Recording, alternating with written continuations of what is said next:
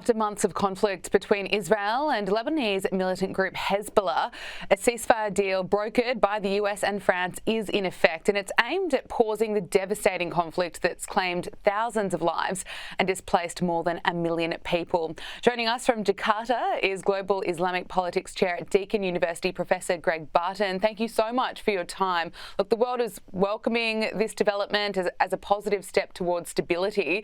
Do you think it will be successful? Yeah, I think there's every reason this should succeed. Hezbollah is in a very weak position. Its backer, Iran, is in a very weak position.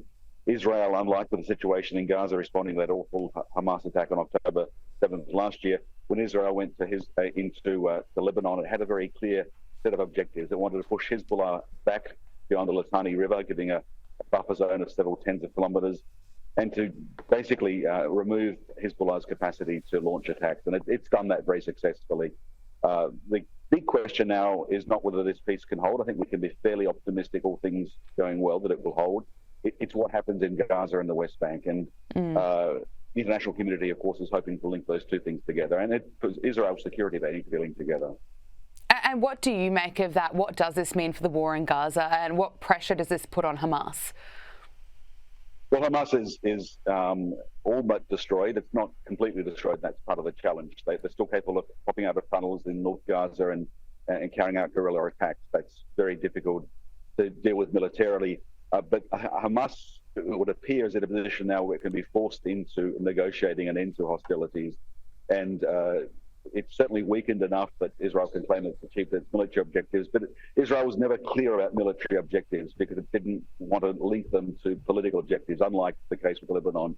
I think now the time has come when that has to be done. Of course, we've got 103 hostages, possibly, unfortunately, possibly many, if not half of them are no longer alive. But there are still, hopefully, 60 plus people that can be saved. That's really desperate, and this is the moment. I mean, there have been various reasons made for not going ahead with a ceasefire to get the hostages out, but now there are no more excuses. With the conflict with Lebanon, Israel has warned residents not to return to the border yet. It's been more than a year since many Israelis have not been able to return. Some are doubtful that it's going to hold. How much longer will these Israelis have to wait till they can return home? Look, we don't know, but my reasonable estimate is not very long. Netanyahu has always made it very clear that the aim of the incursion into Lebanon was to allow people to return to the north. And they've done all the things militarily and politically that can reasonably guarantee safety. So I think it's not much longer to wait for the people of Israel and northern Lebanon.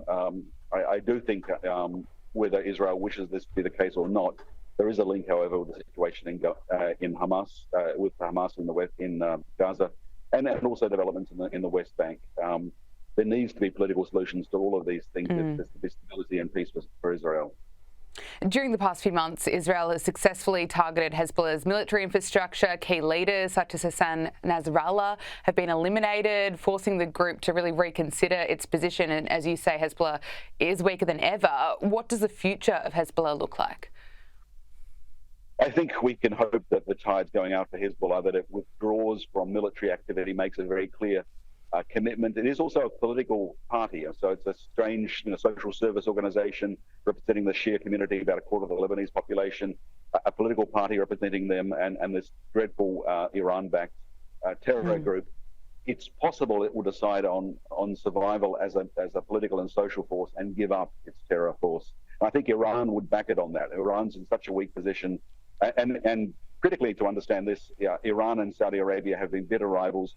Saudi Arabia now wants a peace deal with Iran. So I think the conditions in the neighborhood, of course, Donald Trump coming in as president, even now, that he is certain to be president on January 20, he will want to claim that he's delivered on his promise of ending wars. So I think that all plays well for this peace to hold and to extend. On the incoming Trump administration, of course, he's vowed to end the war in the Middle East. What difference will his administration make? Just that political will to ending conflict. I mean, in Israel, there's great excitement that he's been re-elected. He's seen as somebody, Joe Biden, I think, was a very loyal friend of Israel, but that's not the perception on the ground.